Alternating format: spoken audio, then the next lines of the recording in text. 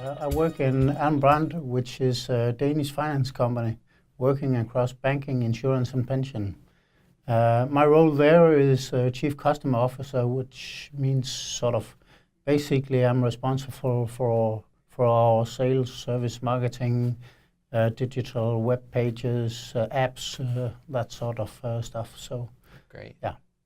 What made you make the investment in time and resources to come over to Silicon Valley? Well, we're sort of starting our next step in our digital transformation up.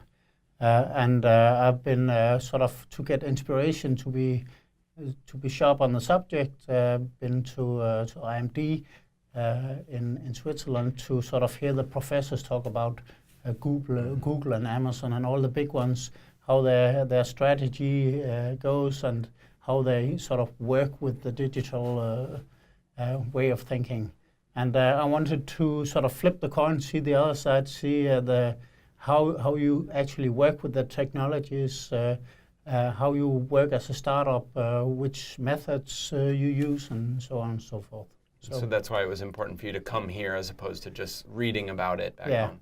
Because you can always read and watch Netflix series and sure. YouTube, right?